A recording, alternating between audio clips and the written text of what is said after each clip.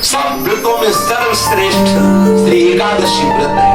समस्त विश्व में कोई ऐसा नहीं जो एकादशी व्रत की महिमा न जानता हो। एकादशी का प्रादुर्भाव और एकादशी जी की जो महिमा है उसके विषय में थोड़ी चर्चा करते हैं। सतयुग में शंखासुर का पुत्र मुर नामक दैत्य हुआ। शंखासुर को भगवान विष्णु ने मार डाला। इससे मुर को बड़ा दुख हुआ। इसका बदला लेने के लिए वो वन में जाकर मुर दैत्य घोर तपस्या करने लगा। उसके तपस्या से संतुष्ट होकर सर्व सामर्थ्यशाली भगवान ब्रह्मा जी उसके समीप आए और उससे कहा कि तुम वरदान मांग लो।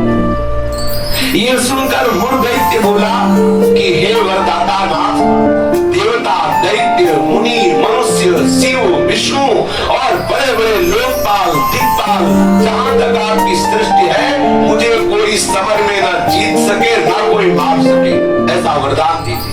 इतना उसने तप किया मुर दैत्य ने कि भगवान ब्रह्मा को विवश होकर के ऐसा ही हो तथास्तु, ऐसा ही वो कहना पड़ा। अब ब्रह्मा जी ऐसा कह करके अपने लोक को चले गए।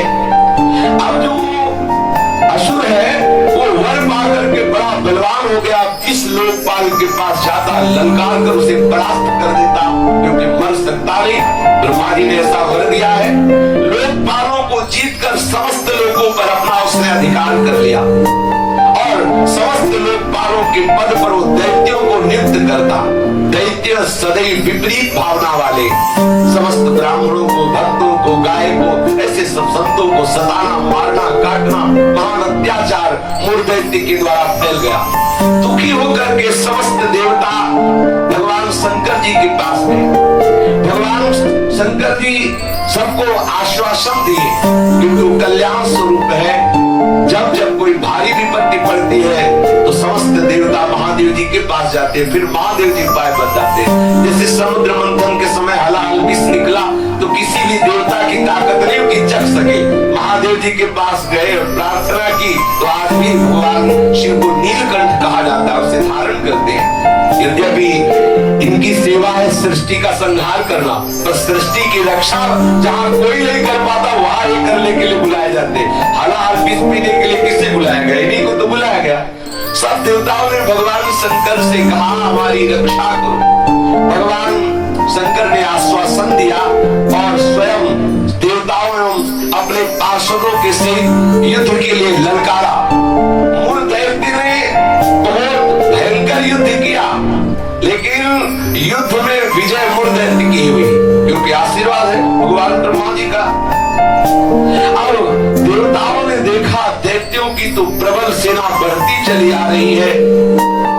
अब भगवान श्री हरि का स्मरण किया, भगवान विष्णु का कि हे नाथ आप ही अब रक्षा कर सकते हो। भगवान श्री विष्णु जी ने सुदर्शन चक्र का स्मरण किया और मुर दैत्य पर प्रहार किया, पर ब्रह्मा जी के वरदान प्राप्त होने के कारण भगवान के प्रिय पार्षद सुदर्शन ने उसको ऐसे घूमकर परिक्रमा करते हुए आकर भगवान के हाथ पर विराजमान हो गए, क्योंकि ब्रह्मा जी भगवान श्री हरि के ही अंश से प्रकट हुए। वरदान की मर्यादा रखने के लिए सुदर्शन चक्र जी समीप से जाकर वापस आ गए, लेकिन मुर दैत्य को मारा नहीं। अब तो हाहाकार मच गया कि अब ये प्रलयंकारी दैत्य जब भगवान शिव के वश में नहीं हुआ, बड़े बड़े लोकपालों को अपने अधीन कर लिया और भगवान विष्णु का सुदर्शन चक्र भी वापस हो गया। अब क्या होगा?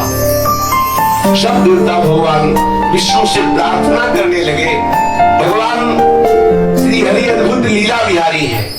भगवान विष्णु युद्ध छोड़कर भाग चले। मुर दैत्य ने देखा कि सबका मुखिया तो भाग पड़ा, इसको हम जिंदा छोड़ेंगे नहीं। वो गदा लेकर भगवान का पीछा किया। मुर दैत्य ने भगवान भागकर बद्री का आश्रम में गए और एक बड़ी ही गहरी एकांतिक गुफा में जा छिपे और अत्यंत श्रमित हुए निद्रावश से प्रतीत होने लगे। मुर ने गुहा में प्रवेश करके दहाड़ लगाई, कहाँ है भगवान विष्णु को संबोधन किया, कहाँ है तू? उसी समय भगवान के हृदय से एक दिव्य शक्ति प्रकट हुई और वो शक्ति कन्या के रूप में प्रकट होकर अपने परम तेज एवं दिव्य आयुधों से एक क्षण में मुर दैत्य को मार गिराया। क्षण में दैत्य को मार गिराया। भगवान विष्णु के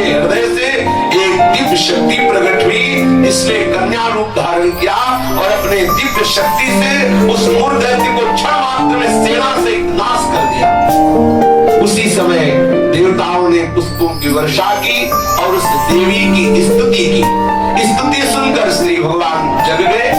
भगवान विष्णु ने देवताओं से कहा, तुम किसकी स्तुति कर रहे हो, क्या हुआ? बोले प्रभु, आपके हृदय से कन्या प्रकट हुई और इसने सब दैत्यों का नाश कर दिया और मूर्ख दैत्य को भी मार दिया।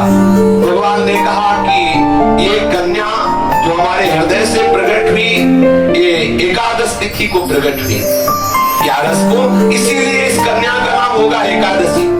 और हे एकादशी, तुम अष्ट सिद्धियों और 9 निधियों की स्वामिनी होगी। तुम्हें इतनी सामर्थ्य होगी कि जो तुम्हारा व्रत रखेंगे उनके चरणों में मोक्ष लुटेगा। एकादशी का महत्व है उसके चरणों में सर्व पाप प्रशमनम पुण्यमात्यंतिकम तथा गोविंद स्मरणम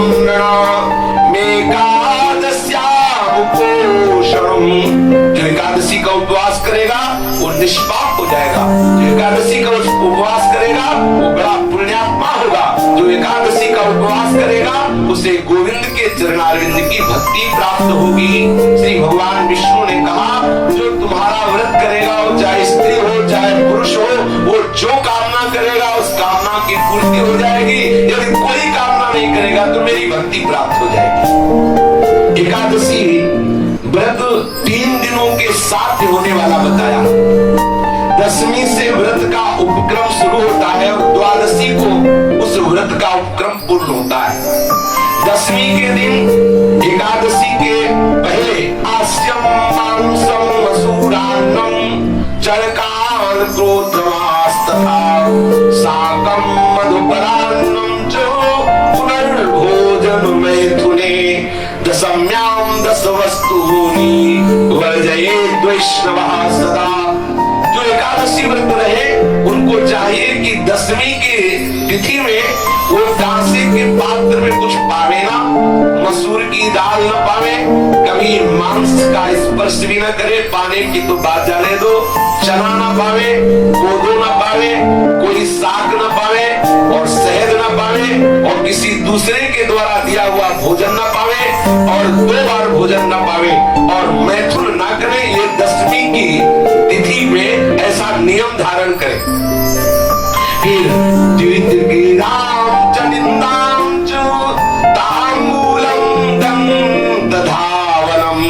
परापवादम पैशून्यम स्तेयम हिंसा तथा रतिम कोपम हृतवाक्यम जो एकादश्याम विवर्जयेत्।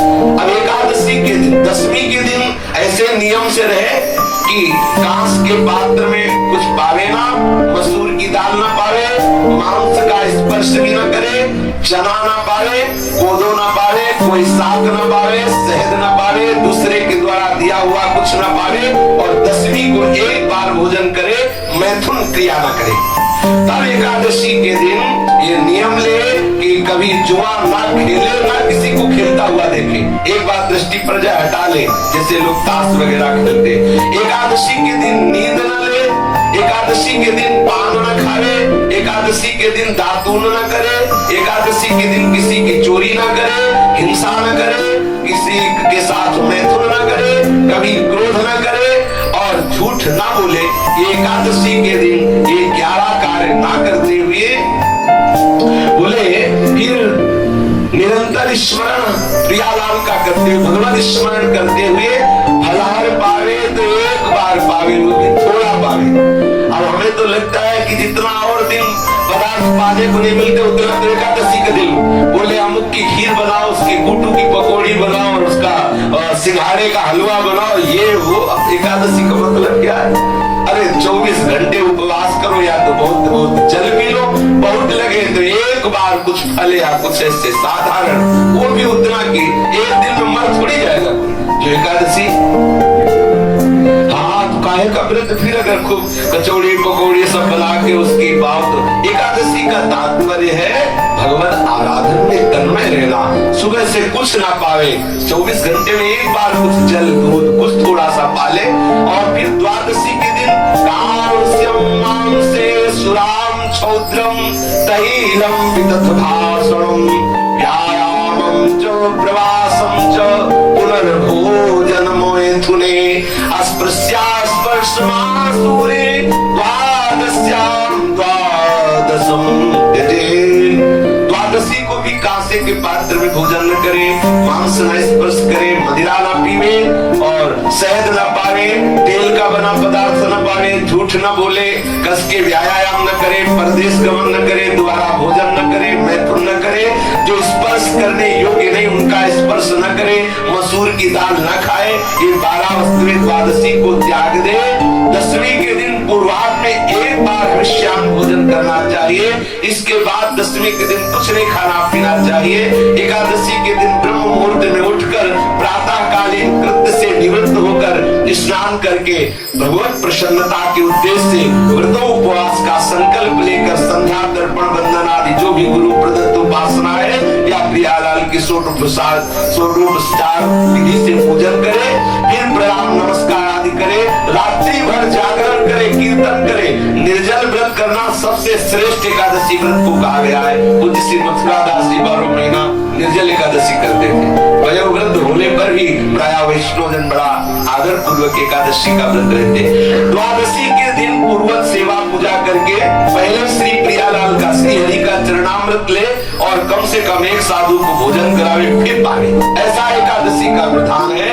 और एकादशी का फल क्या है? पाप नष्ट हो जाते हैं, मोक्ष की प्राप्ति हो जाती है। यदि निष्काम रहे तो भगवत प्रसन्नता उसको प्राप्त होती है, मतलब भक्ति का वर्धन होता है।